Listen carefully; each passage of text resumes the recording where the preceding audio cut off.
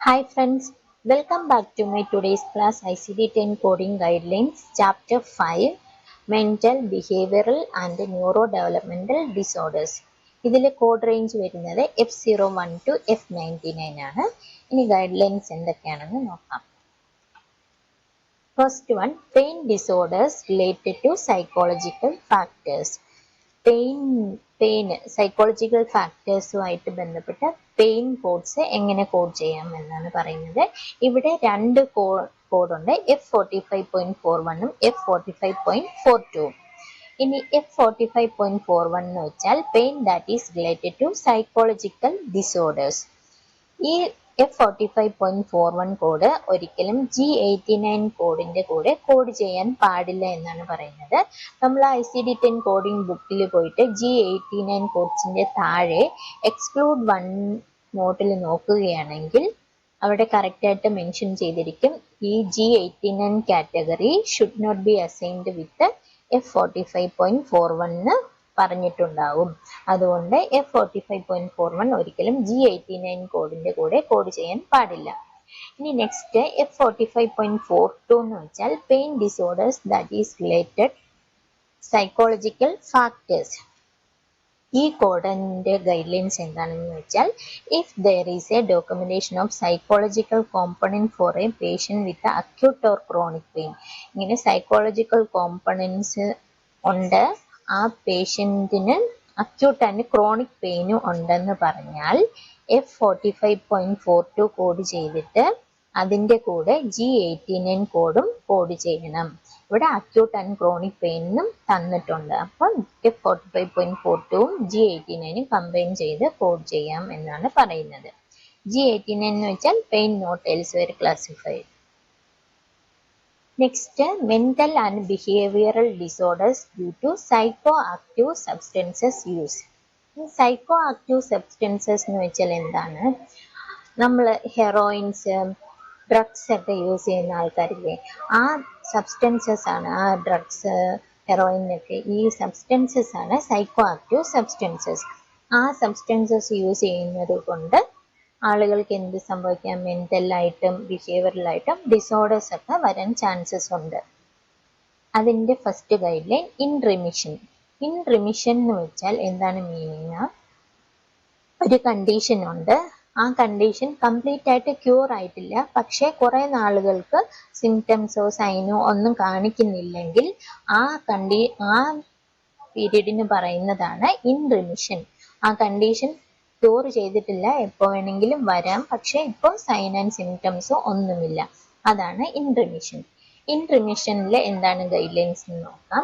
In remission for categories F10 to F19 mental and behavioural disorders due to psychoactive substances use. ഈ psychoactive substances use കൊണ്ട് mental behavioural disorders വരും. അവിടെ in remission തന്നിട്ടുണ്ടെങ്കിൽ നമ്മൾ code ചെയ്യേണ്ട category F10 to F19 codes ആണ്. ഈ F10 to F19 code categories നമ്മൾ പ്രൊവൈഡർ കറക്റ്റായിട്ട് മെൻഷൻ ചെയ്തിട്ടുണ്ടെങ്കിൽ മാത്രമേ കോഡ് ചെയ്യാൻ പാടുള്ളൂ. Coding for F10 to F19 categories requires the provider's clinical judgment and are assigned only on the basis of provider documentation. Next, psychoactive substances use, abuse and dependence. Psychoactive substances use, abuse and dependence എന്ന് വെച്ചാൽ എന്താണെന്ന് നോക്കാം. ഈ substances, ഒരു drug ഉണ്ടെങ്കിൽ ചില ആൾക്കാരുണ്ട് അത് വല്ലപ്പോഴും ഒക്കെ യൂസ് ചെയ്യും, പക്ഷെ അതിന് കൂടുതലായിട്ട് അഡിക്റ്റ് അല്ല, വല്ലപ്പോഴും ഒക്കെ യൂസ് ചെയ്യും. അങ്ങനെയുള്ള ആൾക്കാരെ പറയുന്നതാണ് യൂസ്.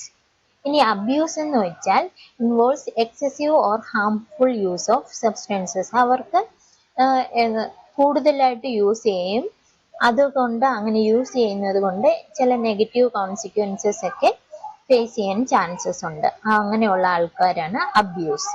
നെക്സ്റ്റ് ഉള്ളത് ഡിപ്പെൻഡൻസ്. ഈ സൈക്കോ ആക്റ്റീവ് സബ്സ്റ്റൻസസ് ഇല്ലാതെ അവർക്ക് ജീവിക്കാൻ കഴിയില്ല, ആ അവസ്ഥയാണ് ഡിപ്പെൻഡൻസ്. ഈ states where an individual becomes physically or psychologically reliant on a substances. ആ സബ്സ്റ്റൻസ് ഇല്ലാതെ അവർക്ക് ജീവിക്കാൻ കഴിയാത്ത ആ അവസ്ഥയാണ് ഡിപ്പെൻഡൻസ്. അപ്പം ഇതില് സിവിയാരിറ്റി ഏതാണ് കൂടുതലുള്ളത്? ഡിപ്പെൻഡൻസിനാണ് സിവിയാരിറ്റി ഉള്ളത്. ഇതില് കുറെ ഗൈഡ് ലൈൻസ് ഉണ്ട്, നമുക്ക് എന്തൊക്കെയാണെന്ന് നോക്കാം. When the provider documentation refers to use, abuse and dependence on the same substances. ഒരു ഡ്രഗ് ഉണ്ട്, ഫോർ എക്സാമ്പിൾ ആൽക്കഹോൾ. ഈ ആൽക്കഹോളില് പേഷ്യന്റിന് യൂസും ഉണ്ട്, അബ്യൂസും ഉണ്ട്, ഡിപ്പെൻഡൻസും ഉണ്ട്. അങ്ങനെ പറയുമ്പോൾ നമ്മൾ ഏതാണ് കോഡ് ചെയ്യേണ്ടത്, ഏതിനാണ് ഹയറാർക്കി കൊടുക്കേണ്ടതെന്ന് നോക്കാം. If both the use and abuse are documented, assign only code for abuse. ഒരു പ്രൊവൈഡർ പേഷ്യന്റിന്റെ ഡോക്യുമെന്റേഷനിൽ പറഞ്ഞിട്ടുണ്ട് ആ പേഷ്യന്റ് ആൽക്കഹോളിന് യൂസും ആണ് അബ്യൂസും ആണെന്ന് പറഞ്ഞിട്ടുണ്ടെങ്കിൽ നമ്മൾ കോഡ് ചെയ്യേണ്ടത് അബ്യൂസ് ആണ്. കാരണം എന്താണ്? അബ്യൂസ് ആണ് ഇത് രണ്ടും വെച്ച് നോക്കുമ്പോൾ സിവിയാരിറ്റി കൂടുതലുള്ളത്. അതേപോലെ അബ്യൂസും ഡിപ്പെൻഡൻസ് എന്ന് പറഞ്ഞിട്ടുണ്ടെങ്കിൽ കോഡ് ചെയ്യേണ്ടത് ഡിപ്പെൻഡൻസ് ആണ് സിവിയാരിറ്റി കൂടുതലുള്ളത്. ഇനി ഇത് മൂന്നും തന്നിട്ടുണ്ടെങ്കിലും നമ്മൾ കോഡ് ചെയ്യേണ്ടത് dependence only. Use and dependence ആണെങ്കിൽ ഡിപ്പെൻഡൻസ്. അങ്ങനെ ഏതാണ് സിവിയാരിറ്റി കൂടുതലുള്ള അത് നോക്കി കോഡ് ചെയ്യുക. അതാണ് ഇതിന്റെ guide lines. Next, psycho active substances use unspecified. ഇങ്ങനെ പറഞ്ഞിട്ടുണ്ടെങ്കിൽ നമ്മൾ ഏതാണ് കോഡ് ചെയ്യേണ്ടത്?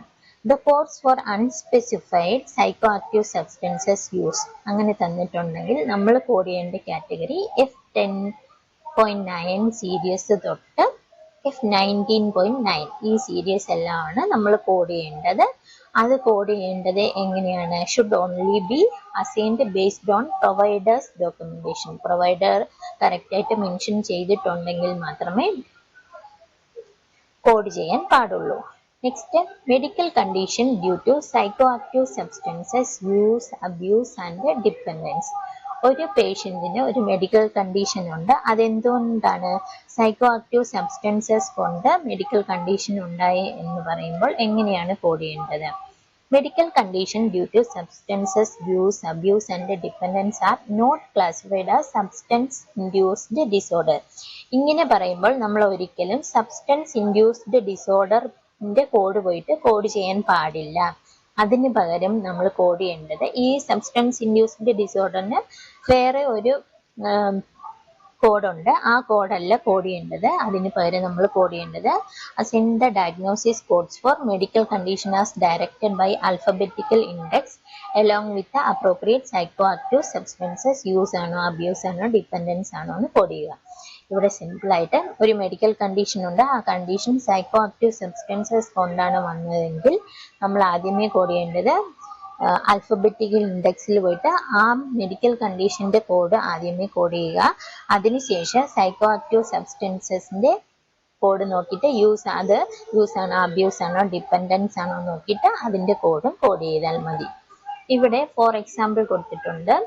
Four alcoholic pancreatitis due to alcohol dependence എന്ന് തന്നിട്ടുണ്ട്. ഒരു പാൻക്രിയാസിൽ ഇൻഫ്ലമേഷൻ വന്നു, അത് എന്തുകൊണ്ടാണ്? ആൽക്കഹോൾ യൂസ് കൊണ്ട്, ആൽക്കഹോളിന്റെ ഡിപ്പെൻഡൻസ് ആയിട്ടുള്ള യൂസ് കൊണ്ട് അയാൾക്ക് പാൻക്രിയാറ്റൈറ്റിസ് വന്നെങ്കിൽ കോഡ് ചെയ്യേണ്ടത് K85.2 alcohol induced acute pancreatitis code ചെയ്തിട്ട് F10 സീരീസിൽ പോയിട്ട് F10.20 ആൽക്കഹോൾ ഡിപ്പെൻഡൻസ് അൺകോംപ്ലിക്കേറ്റഡ്. ഇതിൽ ഡിപ്പെൻഡൻസ് ആണ് തന്നിരിക്കുന്നത്, അതായത് യൂസോ അല്ലെങ്കിൽ അബ്യൂസോ ആണെങ്കിൽ F10.2 സീരീസിൽ നോക്കിയിട്ട് നമ്മൾ കറക്റ്റ് കോഡ് ചെയ്താൽ മതി. Next, blood alcohol level. ഇനി ബ്ലഡ് ആൽക്കഹോൾ ലെവലിൽ എങ്ങനെ കോഡ് ചെയ്യും? A code from category Y90 evidence of alcohol involvement determined by blood alcohol level may be assigned when this information is documented and the patient providers has documented a condition classified to category F10 alcohol related disorder. ഈ Y90 എപ്പോഴാണ് code ചെയ്യേണ്ടത്? അവിടെ provider correct ആയിട്ട് പറഞ്ഞിരിക്കണം ആ condition alcohol related disorder കൊണ്ടാണ് എന്ന് പറഞ്ഞിട്ടുണ്ടെങ്കിൽ Y90 code ചെയ്യാം. നെക്സ്റ്റ്, ഫാക്ടീഷ്യസ് ഡിസോർഡർ അല്ലെങ്കിൽ 1000 സിൻഡ്രോംസ് എന്ന് വെച്ചാൽ ചില ആളുകളുണ്ട് നമ്മുടെ ഇടയിൽ. അവരെങ്ങനെയാന്ന് വെച്ചാൽ എന്തെങ്കിലും കാര്യം സാധിക്കാനോ മറ്റെന്തെങ്കിലും നമുക്ക് ചെയ്യാൻ പറ്റത്തില്ല, അതുകൊണ്ട് ഇങ്ങനെ ഇരിക്കാം എന്ന് പറഞ്ഞിട്ട് ചില ആളുകൾ എനിക്ക് വയ്യ, എനിക്ക് തലവേദനയാണ് അല്ലെ പനിയാണ് അങ്ങനെയൊക്കെ ഫാൾസ് ആയിട്ട് ഇൻഫർമേഷൻ കൊടുക്കാറുണ്ട്. എനിക്ക് വയ്യ എന്ന് വരുത്തി തീർക്കാൻ എന്തെങ്കിലും പറയാറുണ്ട്. അങ്ങനെയുള്ളവരുടെ ആ ഡിസോർഡർ ആണ് ഫാക്ടീഷ്യസ് ഡിസോർഡർ.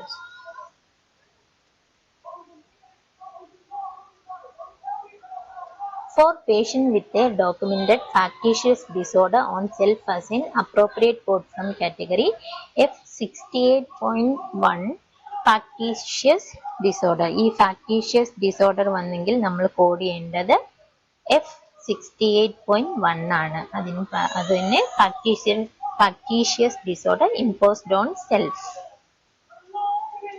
നെക്സ്റ്റ് ഉള്ളത് ഡിമെൻഷ്യ. ഡിമെൻഷ്യ എന്ന് വെച്ചാൽ എന്താണ്? നമ്മുടെ ഓർമ്മശക്തി ഇല്ലായ്മ, അല്ലെ ചിന്തിക്കാനുള്ള കഴിവില്ലായ്മ, അതൊക്കെ അങ്ങനെയുള്ള സിംറ്റംസ് ഒക്കെ ഉള്ളതാണ് അവസ്ഥയാണ് dementia. Coding of dementia is based on ഇറ്റിയോളജി and severity. ഈ ഡിമെൻഷ്യ നമ്മൾ കോഡ് ചെയ്യുമ്പോൾ അതിന്റെ കാരണം എന്താണ്, അതിന്റെ ഇറ്റിയോളജി എന്താണെന്നും കോഡ് ചെയ്യണം. പിന്നെ severity unspecified, mild, unspecified, moderate or severe അങ്ങനെയൊക്കെ തന്നേക്കും. അത് നോക്കിയിട്ട് നമ്മൾ സിവിയാരിറ്റി നോക്കിയിട്ട് കോഡ് ചെയ്യണം. Selection of appropriate severity levels requires the provider documentation. പ്രൊവൈഡറിന്റെ ഡോക്യുമെന്റേഷൻ കറക്റ്റ് ആയിട്ട് നോക്കിയിട്ട് വേണം സിവിയാരിറ്റി കോഡ് ചെയ്യാൻ. ഇപ്പം മോഡറേറ്റും ഉണ്ട്, സിവിയർ സിവിയാരിറ്റി ലെവലും ഉണ്ടെങ്കിൽ നമ്മൾ കോഡ് ചെയ്യേണ്ടത് ഈ സിവിയർ ആണ്. അതായത് മൈൽഡ് ആൻഡ് മോഡറേറ്റ് ആണെങ്കിൽ നമ്മൾ കോഡ് ചെയ്യേണ്ടത് മോഡറേറ്റ് ആണ്. അപ്പൊ അത്രേ ഉള്ളൂ ഈ ചാപ്റ്റർ. എല്ലാവർക്കും മനസ്സിലായി എന്ന് വിചാരിക്കുന്നു. പിന്നെ ഇഷ്ടപ്പെട്ടെങ്കിൽ ഒന്ന് ലൈക്ക് ചെയ്യണേ. എന്തെങ്കിലും ഡൗട്ട് ഉണ്ടെങ്കിൽ കമന്റിൽ ചോദിക്കാം. പിന്നെ കൂടുതൽ എൻ്റെ ക്ലാസ്സസിനായിട്ട് ചാനൽ ഒന്ന് സബ്സ്ക്രൈബ് കൂടി ചെയ്യണേ. Thank you friends.